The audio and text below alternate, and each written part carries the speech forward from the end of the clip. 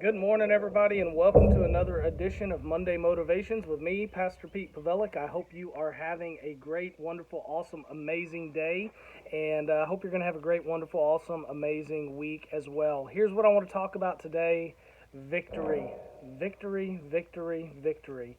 And thank you so much to all of my Patreon supporters who are helping me have victory in this ministry, have victory in creating this new book that I'm working on.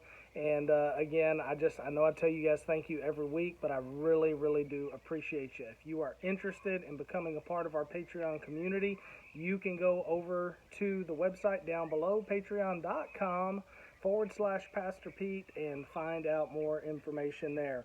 Here is the text for today. It's Joshua chapter 6. Here's what it says. It says, "Now Jericho was strongly fortified because the Israelites, no one was leaving or entering. The Lord said to Joshua, 'Look, I have handed Jericho, its king, and its fighting men over to you. March around the city with all the men of war, circling the city one time. Do this for 6 days. Have 7 priests carry 7 ram's horns, trumpets in front of the ark. But on the 7th day, march around the city 7 times while the priests blow the trumpets.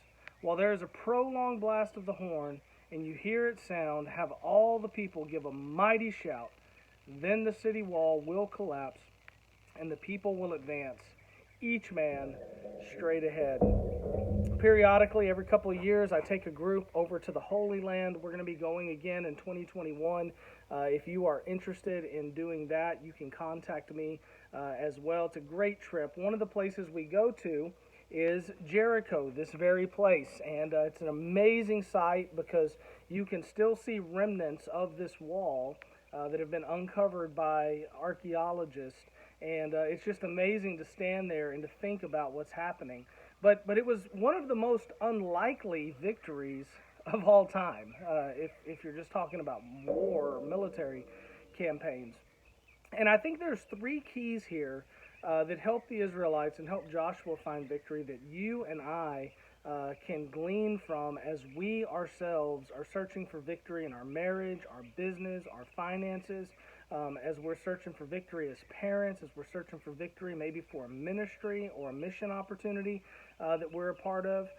There's 3 critical things here that are very simple and somewhat obvious, but I think we miss them oftentimes. The first one is this: never forget or don't forget who's in charge. You actually have to back up into chapter 5 and look at verse 14 for this.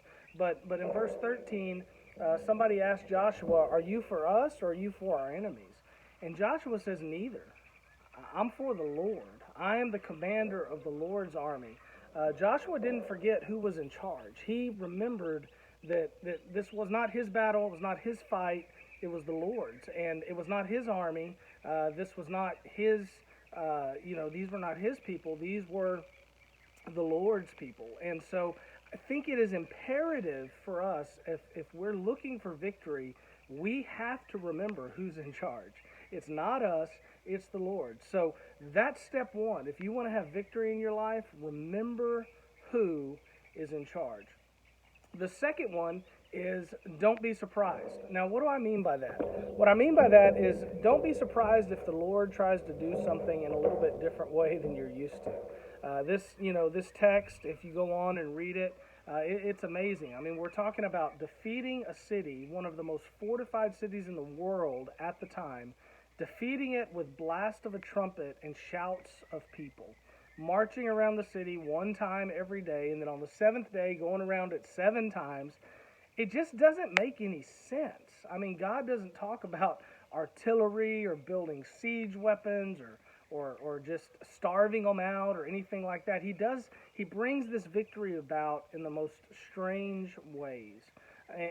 And that's why I say don't be surprised, because God may bring a victory to your marriage, your business, your finances, your children, a relationship, a neighbor, a friend, a family member. He may bring a victory in a way that you don't expect. That opportunity may come at a time you don't expect.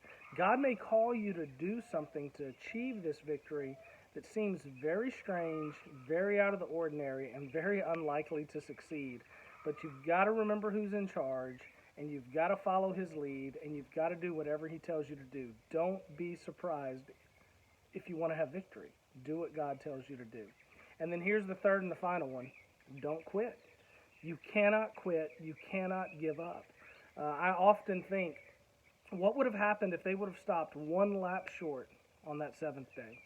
What would have happened if instead of marching around 7 times, they would have gone 6 times around the city and said, that's it, we're done, it's hot, we've been doing this all week, this isn't going to work, and they would have stopped. They wouldn't have had the victory, right?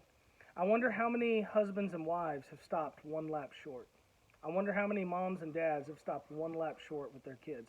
I wonder how many pastors, how many deacons, how many elders, how many lay pastors have stopped one lap short.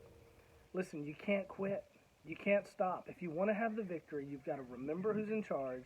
You can't be surprised at the methods God uses.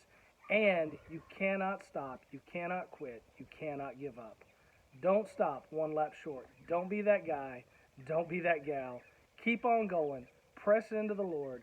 Know He's in charge. And don't be surprised at whatever it is He's calling you to do. God bless you. I hope you have a great week. I hope that this inspired you to go out there and win a victory this week. Man, if I can help you, if I can pray for you, if I can encourage you, if I can love on you in any way, please contact me. I'm praying for you, and I do appreciate you. And I hope you'll come over and join us on our Patreon community if you're not there already. God bless. Have a great week, and go out there and get a great victory as well.